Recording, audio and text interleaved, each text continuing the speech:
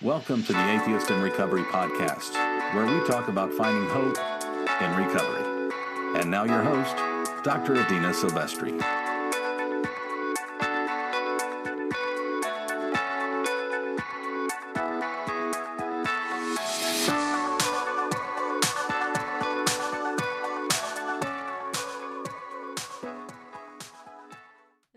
Hello, and welcome to episode 7 of the Atheists in Recovery podcast.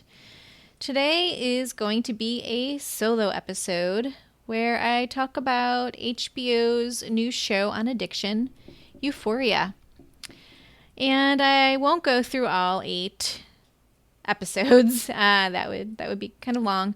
But I do want to highlight 3 things that I feel Euphoria gets right about addiction and mental health, and more often than not you see a very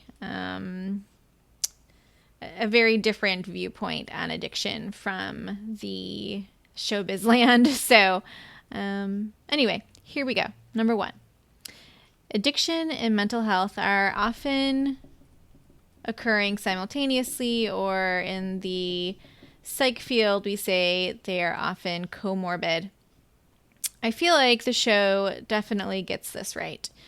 And let's talk a little bit about the show and who the main character is. So the main character is Rue.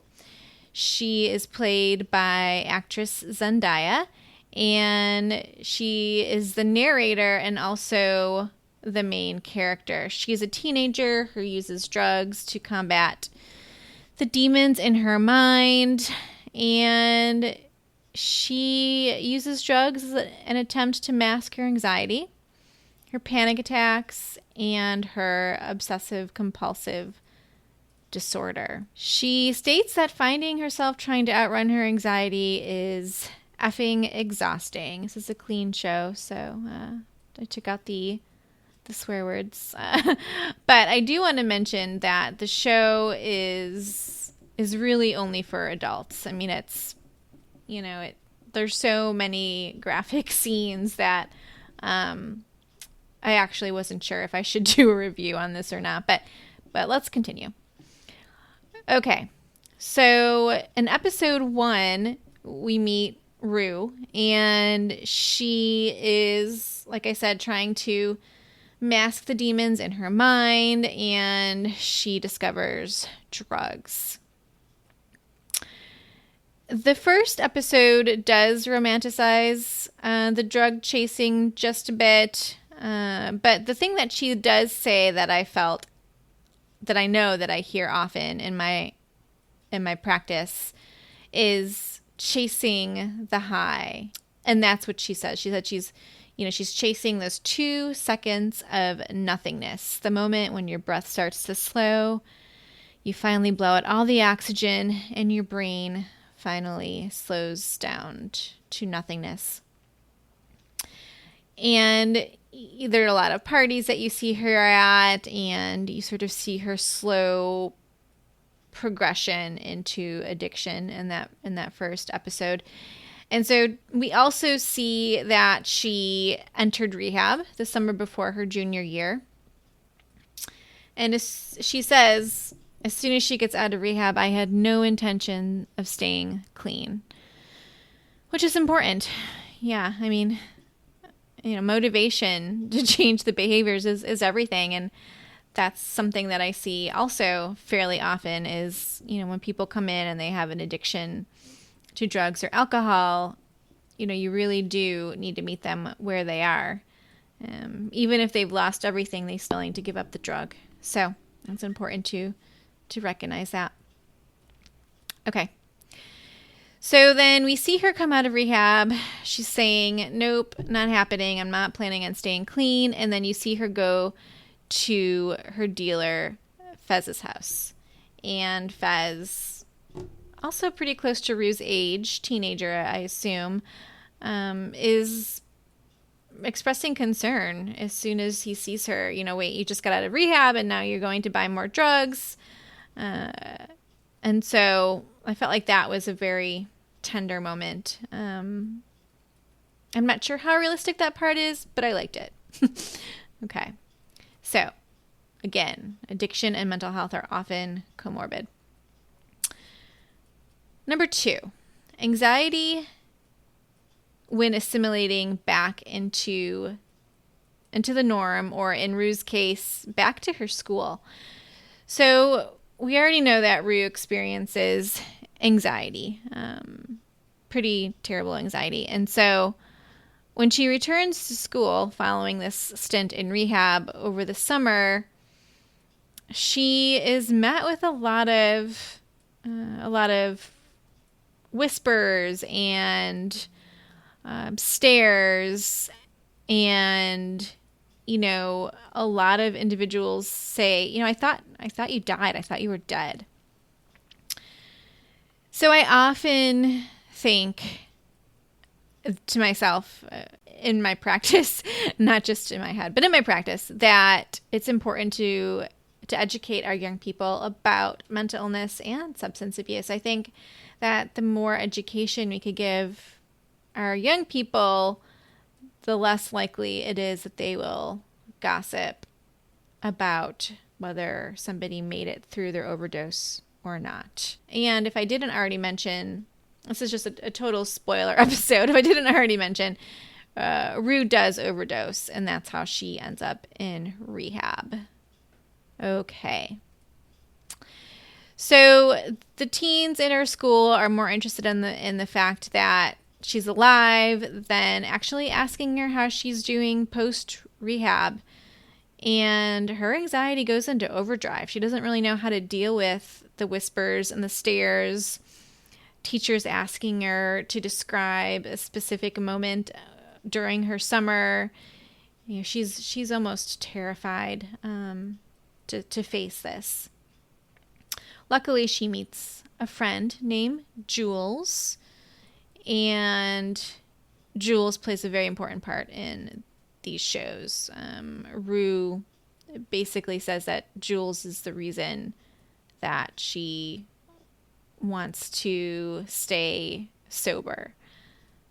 Number 3, triggers can seem huge when you have no other options. Okay, so for our final point, I want to talk about triggers. By the end of the season of the show Euphoria, Rue is doing well. She's in love with her best friend, and she's been sober for a few months now. She then is put in a position where she has a chance to run away with said friend Jules or stay home, and you see her really start to struggle with this. For the first time since she's been sober, she starts to think about all the pain that she's caused her family, and ultimately she decides not to choose love in the situation, but chooses family instead. And this is a big trigger for her, leaving her friend Jules and not running away with her. And I think it's also an important point to highlight in that the triggers that we may see from the outside looking in may not be a big deal to us. For the people that aren't struggling with substance abuse, you might think, wow, why don't you just get over this trigger? This is not that big of a deal. But for people that have had years, if not decades, of poor coping skills, the triggers are a huge deal. They're huge, and you almost feel like when you get one of these, when you have a trigger, and it's obviously different for everybody, but you may feel like you have no other option. And so then you turn back to the drug. So, triggers for Rue. So we already know what her trigger is, and it's big. And so she falls back into the same patterns. You see her start using again. And the other point that I want to highlight is that in a previous episode that we had with Dwayne Osterland, and I'll link to it in the show notes, no one chooses to be an addict. No one chooses to feel helpless. No one chooses to have no other options but to chase that next high. Nobody chooses this life. they really do feel like they have no other options. So, to recap, the 3 things that I feel the show Euphoria gets right about addiction and mental health is that addiction and mental health are often comorbid. Just like depression and anxiety are comorbid, you often see depression and anxiety go hand in hand. You also, too, see addiction to a substance and a mental health issue, oftentimes undiagnosed mental health issue, go hand in hand. 2, anxiety when assimilating back into the norm post-rehab. I think that it's important, again, that we, especially in this case, our young people, that we educate them, that we do a better job of educating them as to what addiction is. We're very good at educating them about physical health, but we need to do a better job educating them about mental health and addiction. And although we often don't know what to say, I think coming at it from a place of warmth and a place of curiosity and just being there as someone to listen, that may be huge. That might be the difference between somebody using and somebody not using, right? Okay. And then the 3rd thing that I really like about the show is that triggers can seem huge when you have no other options. So we definitely want to check our bias at the door. Triggers may seem small to the person that's on the outside looking in, but they are huge to that individual that is struggling with drug and alcohol abuse. All right, guys, I hope you liked my solo episode on the 3 things the show Euphoria gets right about addiction and mental health.